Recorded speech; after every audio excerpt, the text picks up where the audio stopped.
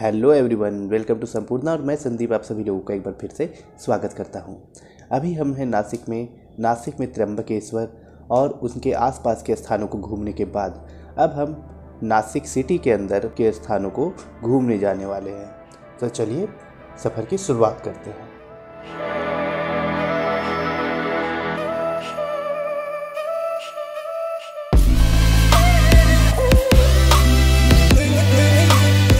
पंचवटी नासिक शहर के अंदर स्थित एक बहुत ही प्रसिद्ध धार्मिक स्थल है। यह गोदावरी नदी के किनारे स्थित है और हम लोग नासिक रोड स्टेशन के पास होटल अवंती में ठहरे थे और पंचवटी जो है वो नासिक रोड स्टेशन से लगभग 10 किलोमीटर की दूरी पर है।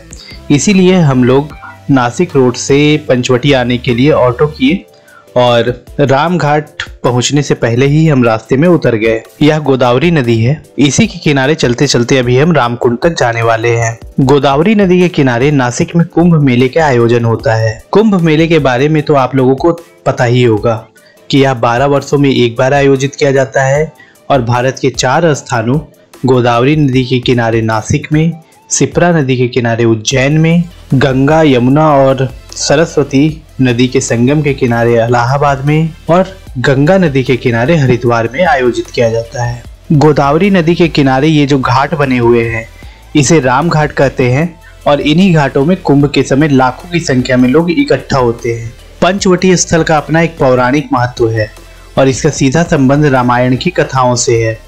रामायण में वर्णन है कि जब प्रभु श्री राम जी को 14 वर्षों के वनवास पर भेजा गया था तो वे पंचवटी में ठहरे थे और पंचवटी से ही माता सीता जी को रावण हरण करके लंका ले गया था। आज के इस वीडियो में हम पंचवटी में स्थित ढेर सारे अलग अलग मंदिरों को देखेंगे। अभी हम रामकुंड के पास आ चुके हैं और इस जगह आप ढेर सारे मंदिर देख सकते हैं।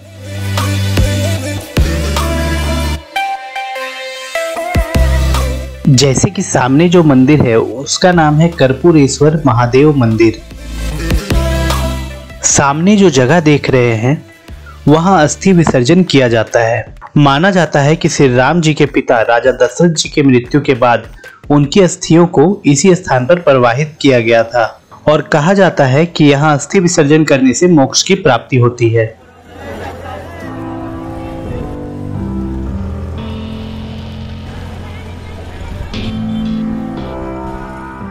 रामघाट के पास ही ढेर सारे मंदिर है, जिसमें से सामने अभी आप देख रहे हैं गंगा गोदावरी मंदिर। यहाँ के ज्यादातर मंदिर काले पत्थरों से बनाए गए हैं।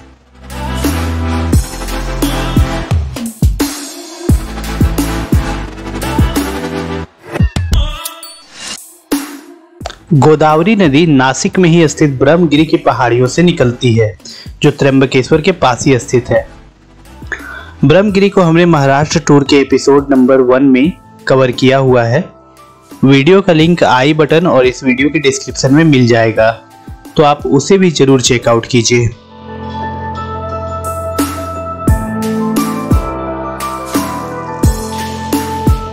रामघाट के पास काफी ज्यादा संख्या में लोग आए हुए थे। यहाँ पर बजरंगबली की भी एक काफी बड़ी प्रतिमा विराजमान है।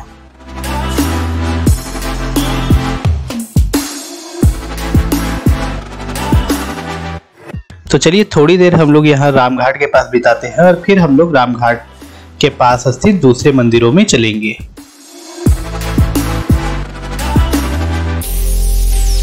ये है श्री सिंहस्थ मां गौतमी गोदावरी भागीरथी मंदिर, जिस मंदिर के दरवाजे 12 वर्षों में एक बार खुलते हैं। रामघाट के पास ही वहां ऊपर होलकर ब्रिज है, जिसकी दूसरी तरफ एक अत्यंत प्राचीन सुंदर नारायण मंदिर है। ऊपर जाने के लिए सीढ़ियां बनी हुई है। चलिए वहां ऊपर चलते हैं। अभी हम ऊपर पहुंच चुके हैं और यहां से देखिए गोदावरी नदी और रामघाट का दृश्य देखिए।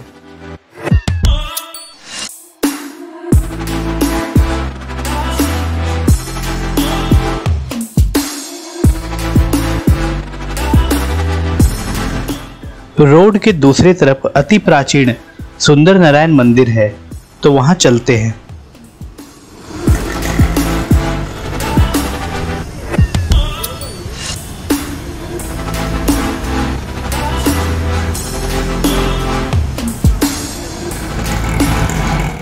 इस मंदिर को 1756 ईस्वी में बनाया गया था और जब हम गए तब इस मंदिर का रिनोवेशन चल रहा था, जैसा कि आप देख ही सकते हैं। चलिए अंदर चलकर देखते हैं।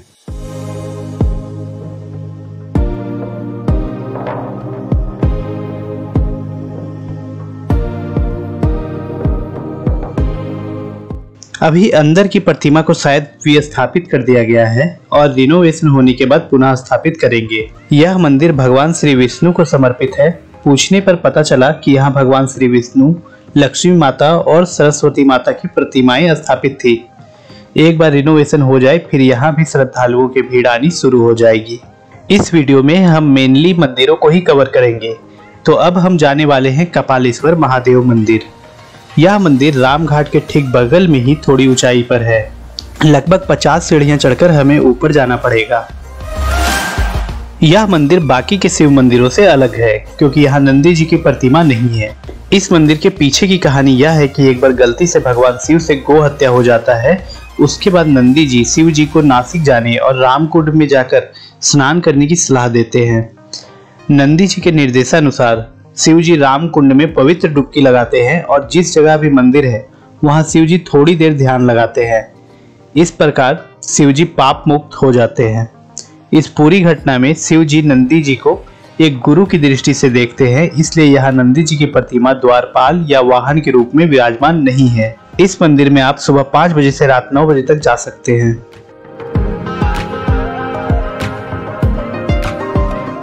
लगभग 50 सीढ़ियां चढ़कर अभी हम ऊपर आ चुके हैं और अब चलिए महादेव जी के दर्शन करते हैं।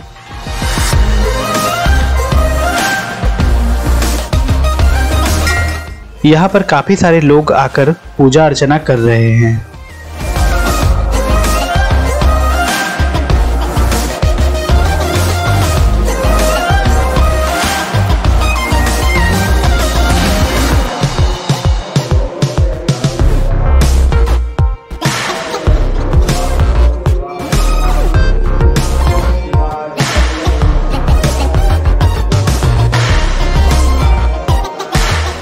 थोड़ी देर यहाँ पर रहकर अब हम लोग आगे जाने वाले हैं गोरेराम मंदिर।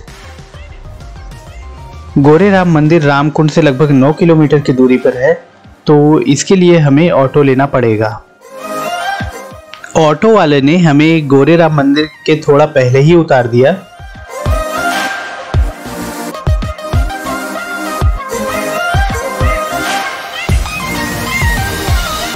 और अभी हम गोरेराम मंदिर पहुंच चुके हैं। यह इसका एंट्री गेट है और ये पूरा मंदिर। अभी हम गोरेराम मंदिर के अंदर आ चुके हैं, तो चलिए सबसे पहले श्री राम जी के दर्शन कर लेते हैं।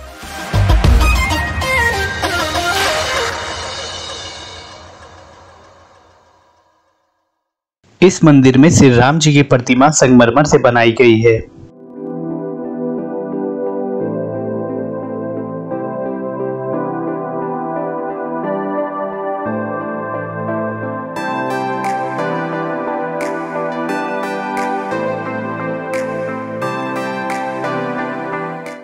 श्री राम जी के मंदिर के साथ साथ यहाँ पे विष्णु जी का भी एक मंदिर है।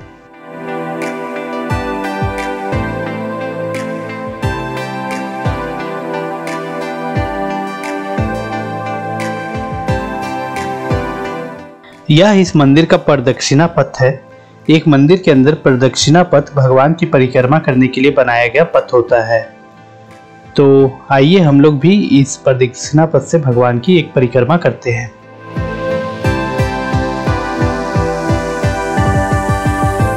गोरेराम मंदिर के बाद अब हम पंचवटी का प्रसिद्ध कालाराम मंदिर जाएंगे। यह गोरेराम मंदिर से महज 350 मीटर की दूरी पर है। इस मंदिर के उत्तरी द्वार को अभी बंद रखा गया है। रोड पर अभी काम चल रहा है, तो हमें थोड़ा घूमकर जाना पड़ेगा। यह मंदिर सुबह 5:30 बजे से रात 10 बजे तक खुला रहता है। अभी हम पहुंच गए हैं कालाराम मंदिर के पूर्व दरवाजे के पास। इस मंदिर को कालाराम मंदिर इसलिए कहते हैं क्योंकि इस मंदिर के अंदर राम जी की प्रतिमा काले पत्थरों से बनाई गई है। ये रहा कालाराम मंदिर का पूर्व महाद्वार। मुख्य मंदिर में राम जी के साथ सीता जी और लक्ष्मण जी भी विराजमान हैं। मंदिर में डेली हजारों की संख्या में लोग आते हैं। मंदिर के बाहर जूते और चप्पल रखने की व्यवस्था है, जहां चप्पल रखने के बाद अब हम अंदर जा रहे हैं। मंदिर के अंदर कैमरा अलाउड नहीं है, तो सिर्फ बाहर से ही मंदिर दिखा सकते हैं। यह मुख्य मंदिर है और अभी आप कालाराम जी के प्रतिमा को देख पा रहे हैं। मंदिर भी पूरी तरह से काले पत्थरों से बना है, तो आप लोग यहाँ जरूर आइए, आपको अच्छा लगेगा। इस मंदिर के कुछ खास चीजों की बात की जाए तो मुख्य मंदिर में जाने के लिए 14 सीढ़ियां चढ़ना पड़ता है, जो राम जी के 14 वर्षों के वनवास को निरूपित करता है। इस मंदिर के अंदर 84 स्तंभ है, जो इस बात को प्रदर्शित करता है कि 84 लाख योनियों के बाद किसी का मानव रूप में जन्म होता है।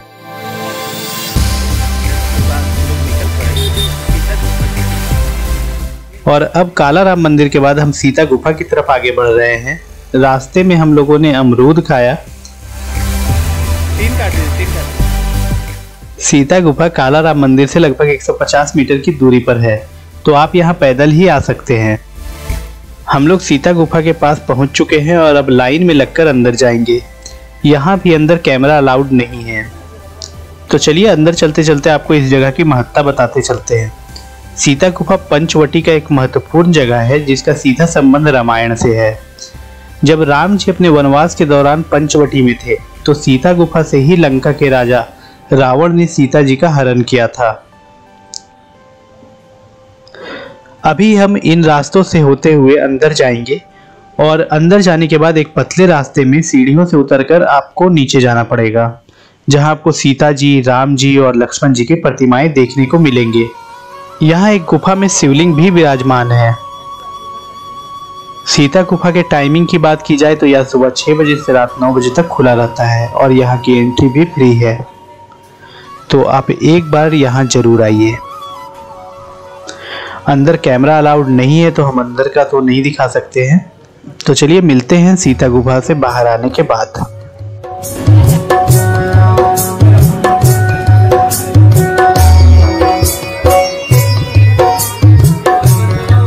सीता गुफा के पास ही 5 पवित्र बरगद के पेड़ हैं। बरगद को वट वृक्ष भी कहा जाता है और इन्हीं 5 पवित्र वट वृक्ष के कारण इस जगह का नाम पंचवटी पड़ा। सीता गुफा की दूसरी ओर एक प्रदर्शनी बनाई गई है, जिसका एंट्री फी 1 रुपये मात्र है। यहाँ पर सीता हरण और रामायण से जुड़ी कई सारे घटनाओं का चित्रण किया गया है। सीता गुफा के बाद हम लोगों ने लंच किया और उसके बाद हम लोग नासिक के एक और स्थान सोमेश्वर मंदिर के लिए निकल गए। हम लोग सोमेश्वर मंदिर के अंदर नहीं गए, क्योंकि वहां पर काफी भीड़ लगी हुई थी। हम लोग सीधे ही मंदिर के पीछे आ गए और बोटिंग का आनंद लेने लगे। तो चलिए बोटिंग करते हुए आपको यहाँ के खूबसूरत दृश्यों को दिखाते हैं।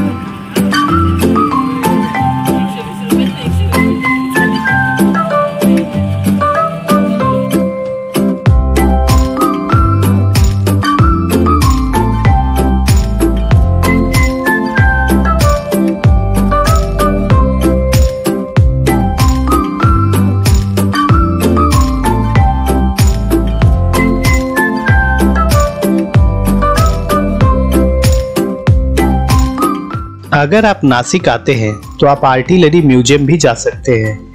इसी के साथ इस वीडियो को हम यहीं समाप्त करते हैं। मिलते हैं आप लोगों से अगले वीडियो में महाराष्ट्र के किसी और प्लेस के साथ। तब तक के लिए bye bye and thank you for watching Sampurna.